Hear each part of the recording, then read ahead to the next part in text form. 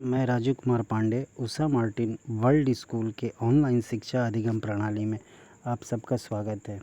बच्चों, हम लोग पिछली कक्षाओं में वाक्य विचार के ऊपर चर्चा कर रहे थे। तो हम लोगों ने वाक्य विचार की परिभाषा, वाक्य के अंग, उद्देश्य और विधेय के बारे में पढ़ा।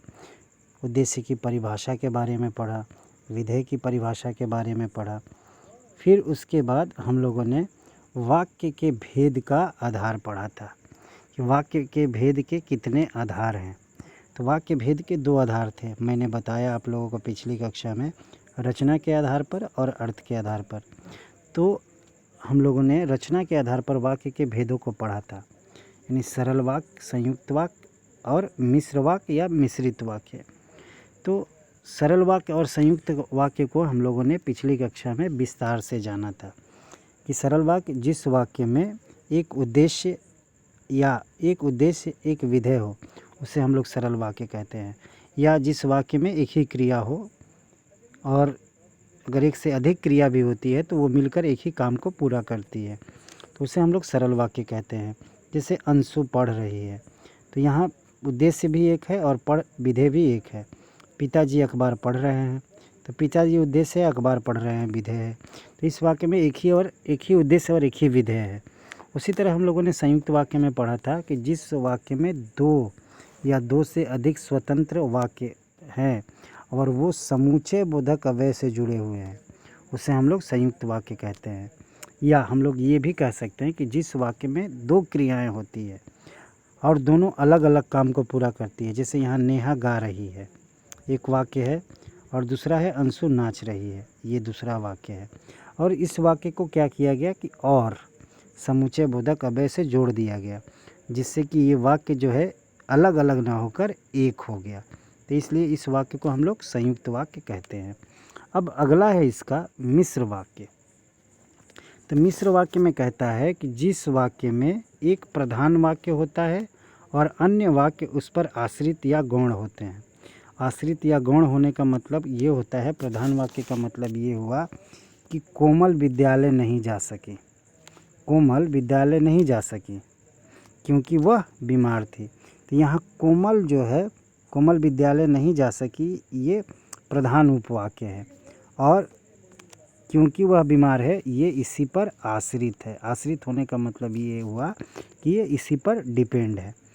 तो उसी तरह इसमें और भी हम एग्जाम्पल देखेंगे। प्रयुक्त पहले और दूसरे वाक्य में जो कल घर आया था तथा कोमल विद्यालय नहीं जा सकी, तो प्रधान उपवाक्य है जो क्रमशः वह बाहर खड़ा है तथा क्योंकि वह बीमार है उस पर आश्रित है।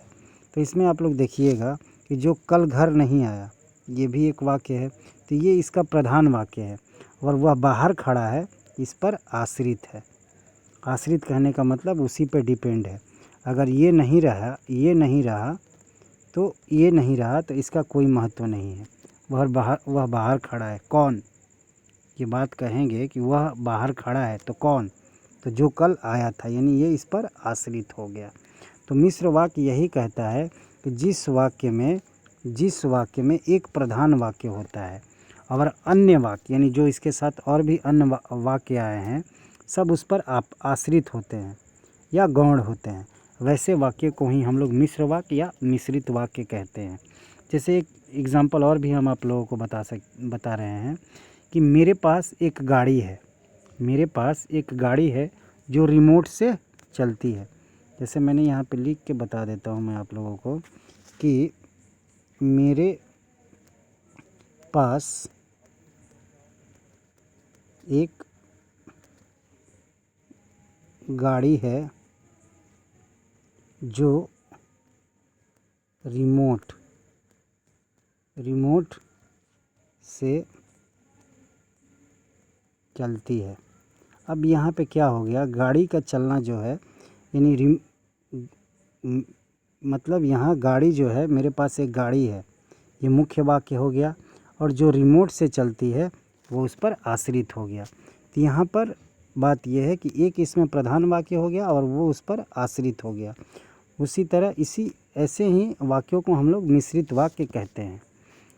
फिर उसके बाद बात आती है अर्थ के आधार पर। ये तो हम लोगों ने पढ़ा रचना के आधार पर। अर्थ के आधार पर वाक्य के 8 भेद होते हैं: विधानवाचक, निषेधवाचक, इच्छावाचक, प्रश्नवाचक, आज्ञावाचक, संकेतवाचक, विस्मयवाचक और संदेहवाचक। तो जिस तरह रचना के आधार पर वाक्य के 3 भेद थे, उसी तरह अर्थ के आधार पर वाक्य के 8 भेद होते हैं। तो इन 8 भेदों के बारे में हम लोग अगली कक्षा में विस्तार पूर्वक जानेंगे। एक एक को हम लोग विस्तार पूर्वक जानेंगे कि विधानवाचक वाक्य क्या है, निषेधवाचक क्या है। तो एक एक वाक्य को हम लोग विस्तार पूर्वक अगली कक्षा में पढ़ेंगे। धन्यवाद।